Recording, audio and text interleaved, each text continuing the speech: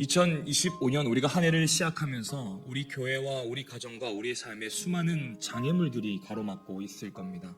풀리지 않는 문제가 있을 때 오늘 본문은 그 장애물 앞에서도 예수님께 나아가는 믿음의 원리를 세 가지 알려주고 있습니다. 첫 번째가 믿음의 협력입니다. 자, 이 친구들이 누군지는 본문에 나와 있지 않지만 한 생명을 살리기 위해서 앞에 장애물들이 있어도 예수님께 가는 것을 포기하지 않고 어떻게 합니까? 협력하여서 예수님께 나아갔다는 거예요. 하나님의 일은요, 협력하여서 선을 이루어 가세요. 단순히 예수님이 치유하겠지, 단순히 우리의 문제를 해결하겠지 하고 그냥 그 믿음의 영역을 예수님께서 치유하는 영역으로 두는 게 아니고 문제의 해결사로 두는 게 아니라 한 생명을 예수님께 나아가도록 협력하는 사역이야말로 하나님이 기뻐하시고 믿음의 협력이라는 거예요. 믿음 생활은 나 혼자 하는 것이 아닙니다. 함께 협력하여서 같이 할 때 우리의 믿음이 성장하고 주님은 그것을 보고 믿음을 귀하게 여겨주신다는 거예요. 우리 모두가 다 영적 중풍병자입니다. 교회는요, 환자들만 오는 곳이에요. 교회는 병원과 같습니다. 죄인들이 모이는 곳입니다. 그런데 이 죄인들이 모여서 인생의 가장 큰 죄라는 장애물을 예수님께서 십자가의 보혈로 단번에 용서하셨어요. 근데 어떻게 용서하셨냐? 성부, 성자, 성령께서 협력하여 저와 여러분을 구원하셨단 말이에요. 여러분, 예배는 모두가 협력할 때 하나님 만날 수 있어요. 예배 가운데 어떤 사람은 다른 생각하고 어떤 사람의 몸은 여기 있는데 마음은 다른 곳에 있다면 하나님 만나기 어렵습니다. 같이 협력해서 말씀 듣기에 조아리고 함께 모이기에 힘쓰고 함께 기도하기에 힘쓸 때 주님은 협력하는 공동체에게 은혜를 부어주신다는 겁니다. 두 번째는 뭐냐면 포기하지 않는 믿음이 있어야 돼요. 포기하지 않는 마음을 가지고 있어야 돼요. 자, 4절만 함께 읽어봅시다. 4절 함께 읽습니다. 시작. 아멘. 자, 중풍병자의 친구들 앞에 뭐가 있었냐면 이 사람들이 장애물 때문에 앞이 가로막히게 됩니다. 아마 대다수 사람들은 조금만 장애물이 있어도 포기하거나 돌아갈 겁니다. 우리 그리스도인들이 가지고 있는 영적 질병 중에 하나가요, 포기입니다. 포기. 쉽게 포기해요. 기도하는데 쉽게 포기해요. 말씀 읽으려고 하는데 읽히지가 않으면 쉽게 포기해요. 예배를 드리려고 하는데 내가 예배를 드리는 데 있어서 무언가 장애물이 탁 막히잖아요. 쉽게 포기하거나 나중에 예배를 드리거나 쉽게 그 일을 미루는 것들이 있어요. 포기한다라는 거예요. 그런데 오늘 이 중풍병자의 네 친구들은요, 쉽게 포기하지 않았어요. 새로운 방법을 찾아서 지붕을 뚫는 방법을 택했습니다. 자, 마가복음 5장에 보면요, 12년간 혈류증을 앓았던 여인이 수많은 의사를 찾아갔지만 병이 고침받지 않습니다. 12년간 고침받으려고 노력했으면 적어도 포기해야 되지 않습니까? 그런데 그는 마지막이라고 생각했던 예수님께 찾아가 그분의 옷자락을 만지니까요, 전인이 치유받고 완전히 회복되었어요. 예수님께서 그 여인의 마음을, 포기하지 않는 그 마음을 보시고요, 그 여인을 치유하셨다는 거예요. 사랑하는 사랑과 성도 여러분, 주님 만나는 일에 포기하지 않으셔야 됩니다. 성경을 읽어도 예수를 만나는 것에 포기하지 말아야 되고요, 예배를 올 때도 주님 만나고 돌아가는 것에 포기하지 말아야 됩니다. 여러분, 길을 걸어갈 때도 주님과 기도하는 것에 포기하지 말아야 돼요. 직장에서 여러분 일을 시작할 때도 새벽 아침에 예배를 시작하고 이 문을 나가서도요, 일상에서 인도하시는 주님 만나는 것을 결코 포기하지 말아야 합니다. 2025년 한 해를 시작하다 보면 여전히 주님께 가지 못하게 하는 여러분만의 다 장애물들이 있어요.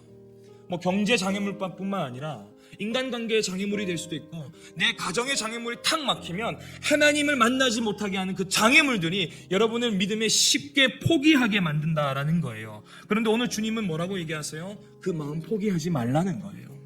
여러분, 새벽 아침 눈을 뜨고 이 자리에 나온 것 힘든 사람이 있을 겁니다. 지하철 타고 먼 길 오신 분도 있을 거예요. 추운 겨울날 패딩 꽁꽁 싸매고 기도하러 이 자리에 나온 사람도 있을 거예요. 그런데 예수님께서는 여러분이 기도하러 나온 그 자리에 그 마음, 포기하지 않고 오신 그 믿음의 흔적을 주님은 기억하고 이미 다 알고 계신다는 거예요. 우리가 포기하지 않는 마음으로 새벽 예배에 나오고 포기하지 않는 마음으로 일상에서 주님 만나기에 힘쓸 때 주님은 항상 그 자리에서 기다리고 계세요. 그리고 주님 뭐라고 하시냐면 포기하지 말라는 거예요.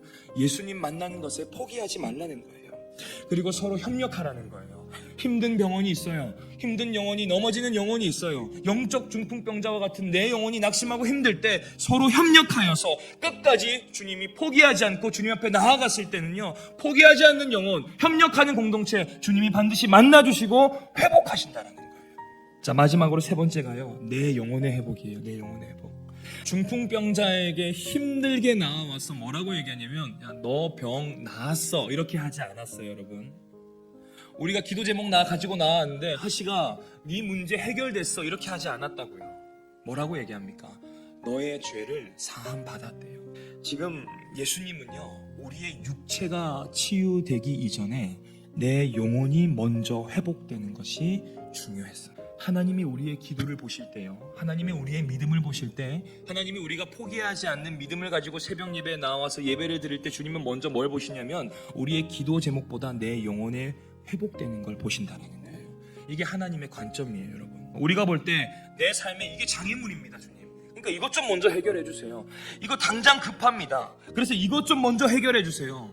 그래서 기도를 해도 한참 그 길을 돌아가는 것 같고, 왜 이렇게 이 문제가 해결되지 않습니까? 이것 때문에 기도하러 나오는데 라고 할 수 있지만, 하나님은 그 모든 상황과 문제보다 내 영혼이 먼저 회복되기 중요하다는 거예요. 주님은 힘들게 온 중풍병자에게 너 육체가 회복되었어, 이제는 좀 걸어가, 이렇게 얘기하지 않으셨어요. 내 죄 사함 다 받았어. 하나님이 보시는 하나님의 관점은요, 다른 것보다 너 영혼이 먼저 회복되기를 원하셨던 거예요. 자, 시편 51편에 보면요, 다윗이요, 밧세바를 간음하고 살인하고 나서 뭐라고 기도하냐면, 주님, 다시 내 왕권이 회복하게 해주세요. 내 본래 있던 위치의 자리로 회복하게 해주세요. 내 원래 있던 자리로 돌아가게 해주세요 라고 기도했을까요? 기도하지 않았을까요? 기도하지 않았어요. 여러분, 나를 주 앞에서 쫓아내지 마시며 주의 성령을 내게서 거두지 마소서. 주의 구원의 즐거움을 내게 회복시켜 주시고 자원하는 심령을 주사 나를 붙드소서. 지금 다윗이 뭘 고백하냐면, 주님, 내 죄에 대한 것이 먼저 문제입니다. 내 영혼을 회복해 주세요. 나와 하나님 관계에 가로막혀 있는 죄의 문제를 용서하시고 해결해 주세요.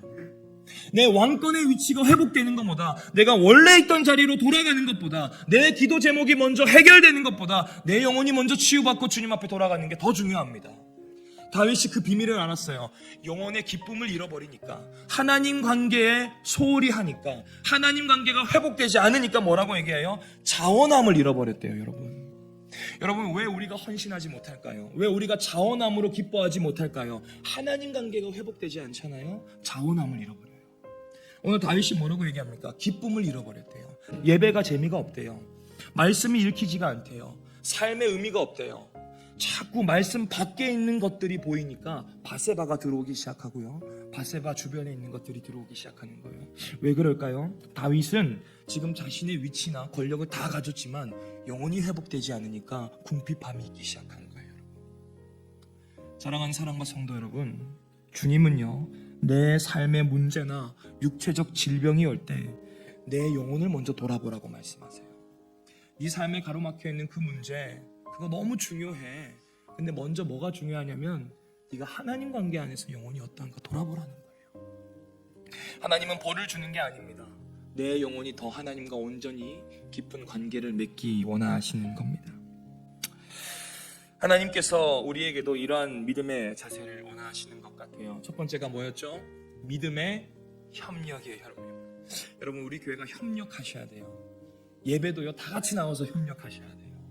아까 성막의 본질이 뭐였어요? 하나님 만나는 거였어요. 하나님 만나기 위해서 예배부가 협력하셔야 돼요. 찬양팀이 찬양하기 위해서 삶에서 찬양의 노래로 협력하셔야 돼요. 목회자들은 말씀의 연구에 매진하면서 성도님들이 말씀의 은혜 받도록 협력하셔야 돼요. 여러분은 오늘 예배 탁 나오셨을 때 내가 오늘 하나님 만나야 되겠구나, 그래서 예배 가운데 다른 사람에게 방해하는 일이 없도록 하나님 말씀에 집중하도록 협력하셔야 돼요. 두 번째가 뭐였어요? 포기하지 않는 마음을 가지고 계셔야 돼요. 하나님을 향해 포기하지 않으셔야 돼요. 오늘 하나님 만나기로 작정하셨는데 길을 나왔는데 오늘 날씨가 너무 추운 거예요. 새벽 예배 포기하고 싶어요. 예배를 드리러 나아가는데 내 삶의 문제가 너무 크니까 예배 잠깐 접어두고 나중에 드리고 싶어요. 오늘 하나님 말씀 읽는 시간이 탁 되었는데 말씀이 안 읽혀져요. 말씀 읽기 포기하고 싶어요. 근데 주님 뭐라고 얘기하세요? 포기하지 말라는 거예요. 끝까지 끝까지 나오는 그 자에게 포기하지 않는 믿음을 보시고 귀하게 여겨주신대요. 근데 더 놀라운 게 뭐였어요? 포기하지 않는 그 4명의 친구만이 아니라 아무것도 하지 않았던 중풍병자까지도 귀하게 여겨주셨대요. 여러분 동산지기가 하나님 앞 포기하지 않고 기도할 때요, 동산원들도 하나님이 귀하게 여겨주세요. 왜 그럴까요? 동산지기의 귀한 영혼을 주님이 붙여주셨기 때문인 거예요. 이렇게 나아가면 하나님이 다른 어떤 것보다 내 영혼을 먼저 회복시킨다고 합니다. 사랑하는 사랑반 여러분, 우리가 오늘 이 말씀 붙들고 끝까지 나아갈 때 주님은 우리의 영혼도 회복시켜 주시고 포기하지 않는 마음도 믿음을 주셔서 포기하지 않게 하시고 협력하여서 2025년 한 해, 그리고 여러분의 가정과 여러분의 삶과 여러분의 신앙이 주님 앞에 온전히 붙들리는 믿음 되시기를 주님의 이름으로 축원합니다.